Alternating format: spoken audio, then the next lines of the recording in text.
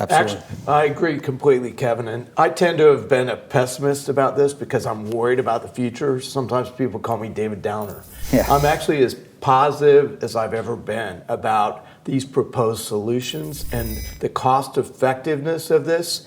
And we're going to call for a Manhattan Project, similar in scale to what happened when we prepared for nuclear bombs. Sounds like a very affordable Manhattan Project, though, right? Exactly. We're talking about potentially $200 million for Texas to protect our critical civilian substations and therefore protect against all four major threats. So, yeah, it's one of the things that's so hopeful. When David produced this film and got people like Dennis Quaid involved, we refer to Dennis as the breacher.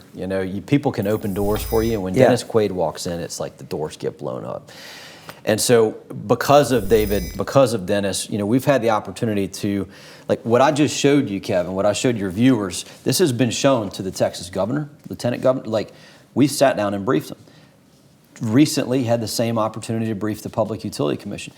There's no excuse for inaction in Texas anymore because the leaders have been briefed. What they haven't had is the people, as David said, they haven't had the people clamor to say, get this done and secure the grid. Well, they haven't until David, and I walked with you and Senator Hall and others in Texas where they went at the GOP convention. It made the top 15 priorities, at least. It's made it into the Republican platform, and Republicans run Texas at present. So you've done a terrific job, both of you, educating people, because that's what we need is people to get up in arms and say, hey, look, federal government, this is literally a priority for government to protect the people. I mean, there are a lot of things government gets involved in that I think are ridiculous. They should never be involved in those.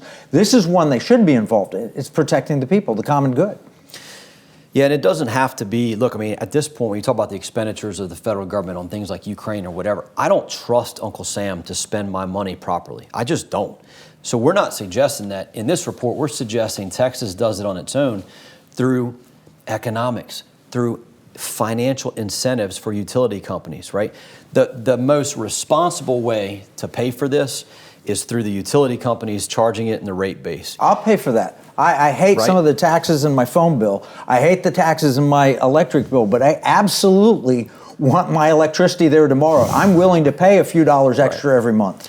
And when we create incentives for the utility companies to know that they can get paid to do the right thing, they're that much more likely to do it. And that's exactly what we're calling for in this report and what we hope to achieve in the state of Texas, and then from Texas, everywhere else. Yeah, because if you do it in Texas, other places will follow. Well, thank you, Tommy. Thank you, David, for your great work on this.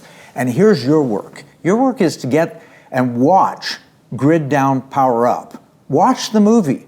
Then you'll get all the facts. And how long does the movie run, David? It's an hour and 5 minutes. Hour and 5 minutes, you can get fully briefed on this. Now, we're going to also summarize all of this through 5 reasons why a federal takeover of Texas electric grid will hurt resilience. Everything we'll put in our free economic battle plan that you can get at economicwarroom.com. Remember, what we see as a marketplace, our enemies view as a battle space. This is Kevin Freeman from the Economic War Room.